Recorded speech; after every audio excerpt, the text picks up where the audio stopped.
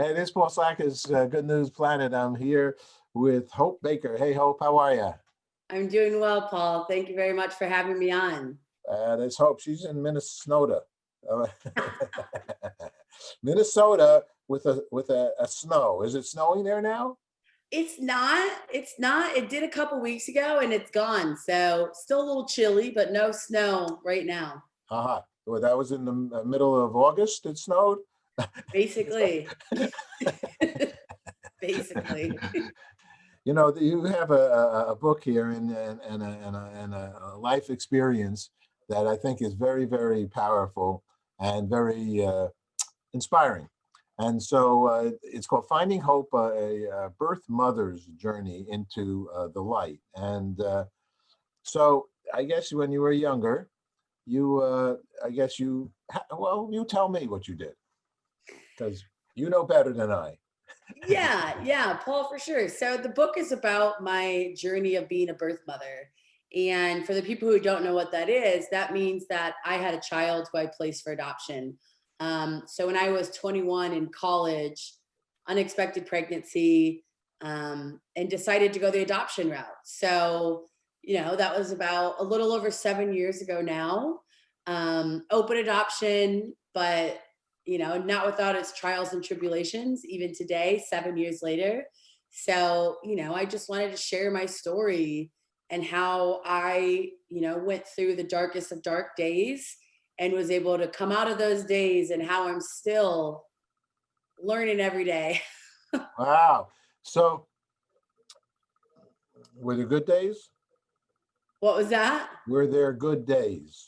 Oh, yeah. I think that, there's always good and bad days, but this is how I always describe it to people, like, you're living in a world and existing and going throughout your days and waking up and having birthdays. And there's a piece of you out in that world, literally your child. And to go through that every single day, realizing that, I'm not going to see my son today. I'm not going to be able to hear his voice today. He's living in a whole world without me. It makes even the good days just a little less good unless you really put a lot of work into it. So initially, um, you hadn't planned to have a child and you had a child, right? Is that the scenario? Yeah, so it was it was unexpected pregnancy, unplanned for sure. I had originally thought that I might get an abortion. And I actually went to an abortion clinic, sat down across from a doctor, and I am pro-choice, but as I was sitting there, I just said, I can't do this. And I'm pregnant. There's got to be a reason for it, even if I don't choose to keep my child. I decided just to continue on with the pregnancy. Uh-huh. Okay. And then how did you find that you go to an adoption center? How does this all work? Yeah, so there's lots of different ways. So, I was already right around 20 weeks. So when I decided, I went back and forth, spoke to a couple friends and family, and the consensus was that adoption was the best route. So when you fill it online that you're a potential, you're an expectant mother, you might be looking for an adoption plan. Agencies are like, I mean, they are hawks. And I don't mean that necessarily in a bad way, but literally the next day I would have books of families and all of these different um, families that I was to look at. But I actually ended up seeing the woman who became my son's mom. She's a single parent by choice, but I saw her adoption book as an ad on the site of Google. Like, Really? and just clicked it and went through her book and thought, this is who I want to be when I grow up. um what better person to raise my son? And I keep looking down because his picture is right in the corner of my computer, like sitting there. Oh, So I keep looking at him. It's like a mirror. It's weird. you have other children now? Are you What was married that? or you have children or not I married do yet? not. So he's my only child. Yep. Uh-huh. And so, and so he's with this other woman now, Yep. still? Yes. So we, I actually went and lived with her the last 2 months I was pregnant. Um, and she, adopted him. I signed the paperwork. She is legally his mother. And, we've continued to have an open adoption, and I get to see him a couple times a year. Her and I talk, pretty openly and regularly about life. So, you know, And it's a, 7 years oldish now? yep, he was 7 in September. Uh-huh. And so he knows you. Yes. Yes, he knows that I'm his birth mom. He calls me Hopi. That's really become my Okay. name for my nieces and nephews all call me Hopi. So it's kind of became my that's what the little ones call me. But he does know me. I get to see him. So that's been a really, a good but challenging thing. I mean, I get to see him, but I have to leave always. So it's good that I get to see him, but it's always I'll go visit him for a weekend and I'll come home and I'll need to go to therapy or I'll need to do something because it's emotionally draining at times. Although it's so great, it's just hard too. So tell us about the book, Finding Hope, A Birth Mother's Journey into the Light. So what inspired that? I mean, that's not a normal thing for anybody to just say, I'm going to write a book and share my life's experiences. And is that what is in the book?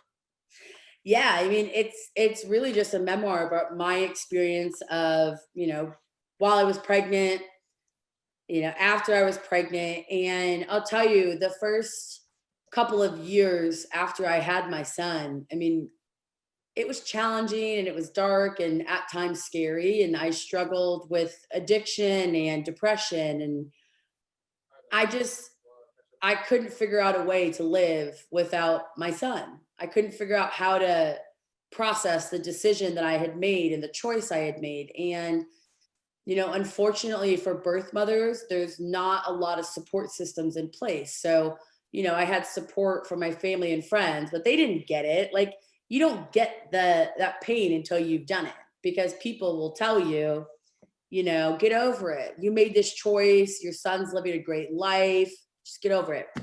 And, unfortunately, that's just not how it works. So I went through some pretty scary times and was able to find my way out of it. And I thought, I want to share my story so other birth mothers and other people who are going through dark times can find a path to happiness and can find a path to the light because it's hard. It's really hard whether you're in the adoption world or not. Yeah, I'm sure. I'm sure. So your path to light is, what is your light? What did you find that you didn't plan to find? Ooh, that's a good question. um, well, I think, one of the biggest ways that I found to find my light is to, surround myself with the people, positive people, uplifting people. I have affirmation cards everywhere. I look at them all day long. And just, being able to constantly remind myself that first off, it's okay to feel this way. It's okay to be sad. It's okay to cry. Like, it doesn't make you weak. It doesn't make you anything other than just a human. And being able to allow myself to feel sadness, I think really helped me process what I was going through. I think a lot of times we try to suck it up and just say, get over it. That's what people use this phrase. And once you allow yourself to really feel the pain that you're feeling, it brings path to healing and to processing. So, I'm an affirmation card freak. I write on whiteboards everywhere and I have reminders all over the place that it's okay. I just that has always been one of the biggest things for me to get myself out of a dark place. All right. And the future, what are you seeing somebody now, or do you plan to have children? Are you able to have children? If you don't mind me asking, I don't know. Oh, no, of course. Great question. So I was engaged at one point, and no longer engaged now. I think that a lot of my my brokenness, unfortunately caused maybe not such a healthy relationship. And I still love this person dearly, but knew that I had to walk away. So I am not seeing anybody now. But I think in the future, I'm open to, seeing somebody again and maybe having children someday. Like I've really, at one point, I used to say I had mini funerals where I was never going to get married. I was never going to have kids because how could I do those things after I placed a son? Like, how could I have another child and how is he going to feel? But I've, discovered that I can have more kids if I want to. So I hope so. I hope I have kids and more kids and, I'm hopeful. You're going to have more kids. You're going to have kids, and you're going to have all the things that you want. You're a young lady. You took this whole situation quite seriously and lovingly. You've done in Yiddish, we call it. It's the old Jewish language. You did a mitzvah for this other lady, and that's a very, very big thing to do something as major as what you did for her. That's and everything around her. You brought her great joy. I actually think that um, what you did is a really wonderful thing, because I also think that adoption and the opportunity to take a child that maybe it's not the right time for somebody to care for them, or they definitely do not want to have children. They didn't want to have them. I think are they're just orphaned, and Yeah. I think anyone who has an orphan child or a foster child, even Wendy's, uh, famous foster child, um, is like one of the highest kinds of things in the world, because the child needs a home, and a child should be in a home that's the right home for them at the right time. Not every home is the right place. Half of the homes get divorced. I'm divorced twice, and I'm I'm possessed with my daughter from the marriage, and talk to her every day her whole life. But the fact of the matter is, it wasn't an easy scenario, and I'm best friends with my former wife. But it, was that right? Was that fair to my daughter? To have a divorced couple, to have divorced when she was a little child. That's a very, you did a very noble thing. I feel that's what I I want to say. appreciate that. A very noble thing.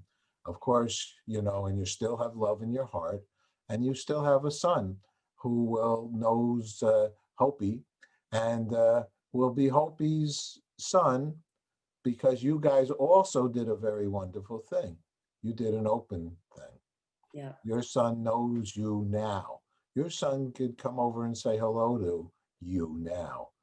And so many different varied. I'm actually a minister even, so I marry people, and I divorce people, and whatever they want to do, it happens. Life is like this. Yeah. So I think it's wonderful, and for you to share your own personal journey, that's also a beautiful thing. I appreciate that, Paul. You know, I hear those things a lot, and I feel like I'm now believing them. But it took a lot for me to be able to believe the things that you just said. It took a lot, so I'm always appreciated when I'm reminded. Yeah, all right. Well, I think I really believe I speak the truth, and here, and I know I speak from my heart, but it's just logical. Yeah. It's not even, it is what it is. It's a logical scenario, because I'll even share one more thought in this regard, that almost half of the people that you speak to that are unhappy. I mean, I just spoke to a woman that grew up in an alcoholic family, okay? And she was a nurse. She's a nurse. Her mom's a nurse. There was another one of the authors just right before you. Just a couple minutes before you, I talked about addiction. And I talked about the difficulties of living in a home of addiction. And I think, that's a so many young people are been distraught and almost destroyed as a result of growing up in a home that wasn't right at the time. It's a real serious issue, actually. Yeah. So I'm just going to throw that side of it into it because I think that's a reality. I just got off the phone 15 minutes ago that if this lady would have had maybe a nicer, loving, caring, kind home where she would have been appreciated, she probably would not have had the more difficult life on the long run. Yeah. All right. Well, do you have a website and things? Or do you I do. I do. So we can buy the book on Amazon, Target, Barnes and Noble, Walmart, online, and you can go to hopeobaker.com. I've got a blog, all the things. I'm on Instagram, Hope O Baker. You can follow along. All righty. And what are you doing? You're working now also somewhere? Yeah, I work in corporate America. So I work in partnership sales, working with large consulting firms. So big job. Oh, wow. Well, good for you. Yeah, Congratulations on that. Well, let me thank you. ask you one last thing. We're involved with world peace in the sense of I do a lot of events for the United Nations has an International Day of Peace, and I do concerts. I'm a concert producer, character, and shows, and I do them in Times Square or Central Park or around the world. I'm working on having a day. Well, there is a day, September 21st, for World Peace Day. So I'm trying to get my dream is to have the entire world have a ceasefire and hug and make love and just have a nice, kind, loving, caring day Love that. worldwide on that day. So I ask a lot of people, what is peace for them? So Hope, what is peace for you, if you don't mind? What is peace to me? I think when I think of peace, I think of people who are kind to one another. And I really genuinely believe if we could be more kind to one another and put ourselves in another person's shoe at every corner, our world would be a better place. And not just in America, but globally. If we could just put ourselves in the shoes of the Syrian refugee or, the anybody, our lives and our world would change and it would be peace. All right. Hope, you're cool. Thank you very much. You're cool too. Take care. Thanks so much, Paul. Okay. You could be a model. Whoa. I got to push the recording thing. Oh, I'll keep that in. That's nice.